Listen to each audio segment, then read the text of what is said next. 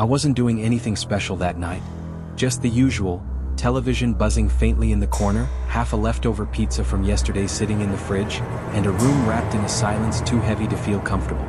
Around midnight, I paused the show and drifted toward the kitchen. The blue glow of the screen died behind me, leaving the house unnervingly quiet.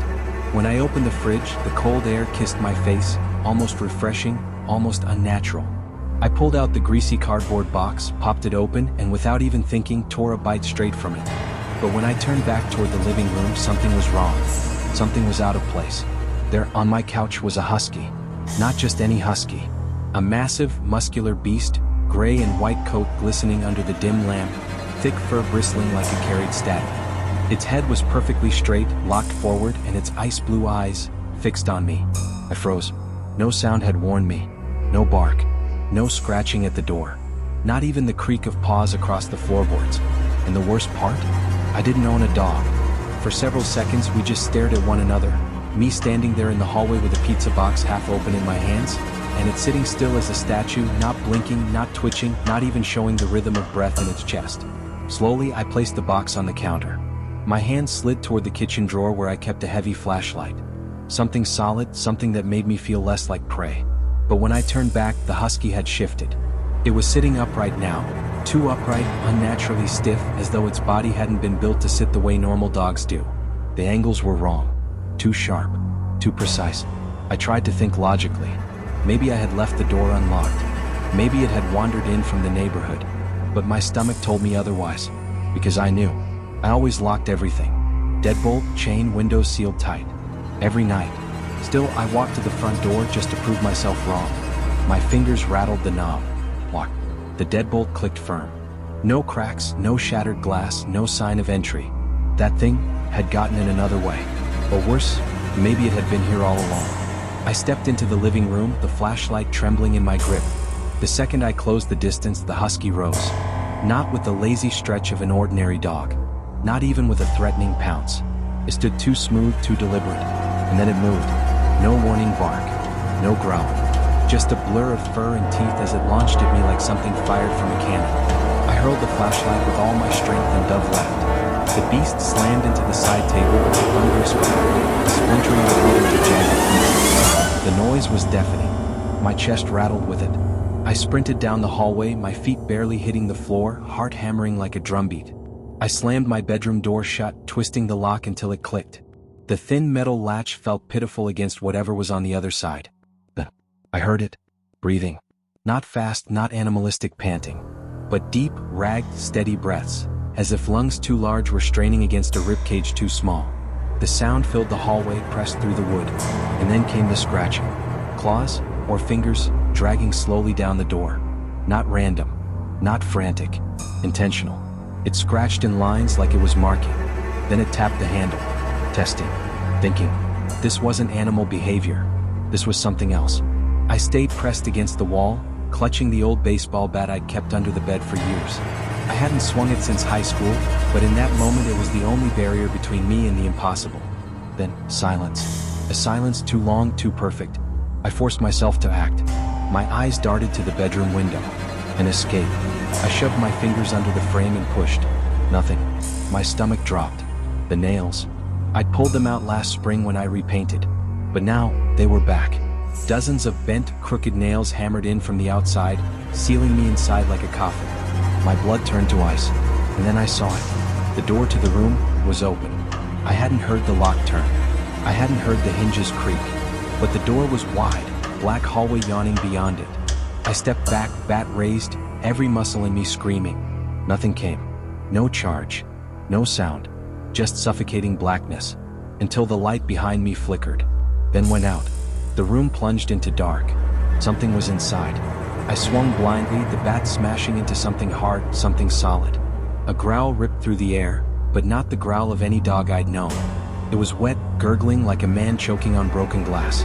The noise made my skin crawl, made my bones ache. For a heartbeat, the shape flickered across the wall, crawling upside down, spine bending at impossible angles.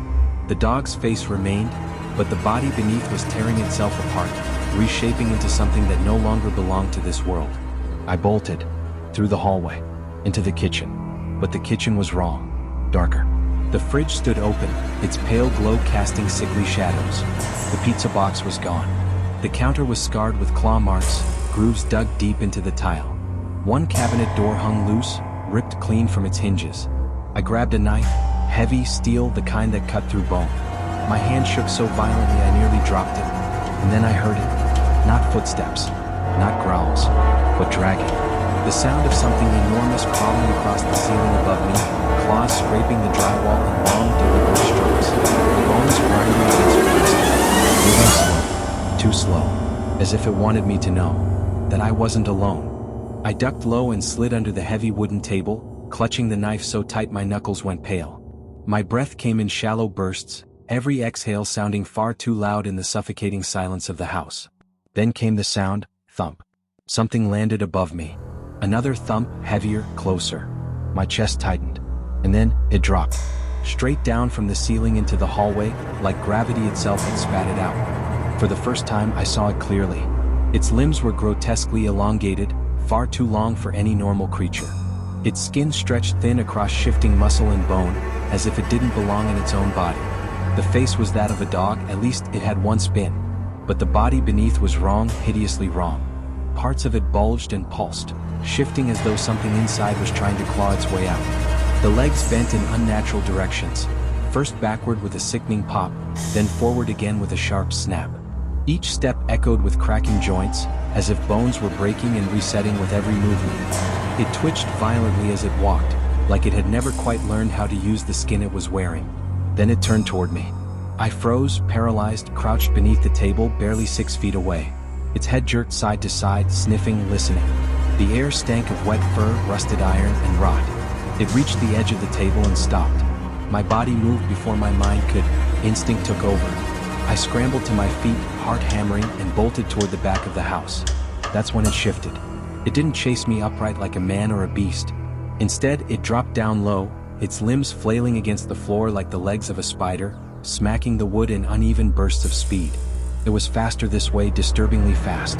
I turned the corner, bare feet slapping the floor, when I felt the rush of air at my heels.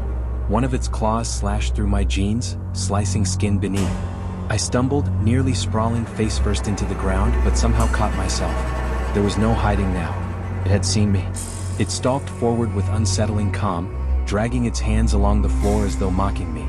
With panic coursing through my veins, I hurled the knife as hard as I could. The blade struck its side, buried for just a heartbeat, then slid out. It didn't stop.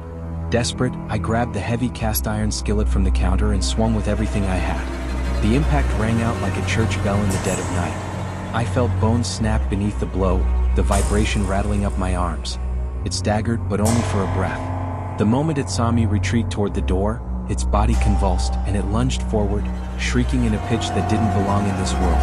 I burst outside, tumbling into the yard. Dirt, grass, and blood filled my mouth, but I didn't stop. I ran. Barefoot, wild, my chest burning, my legs screaming. I ran down the street until the night air shredded my lungs and the road whirled. When the police arrived, they listened with polite disbelief. No broken locks, no forced entry, no blood trail. No evidence at all. They looked at me like I had lost my mind, suggesting maybe I'd suffered a seizure or some kind of breakdown. But they missed it. On the couch, right where the thing had been sitting before it revealed itself, lay a single tuft of fur. Gray and white, matted and coarse. I touched it. It was still warm.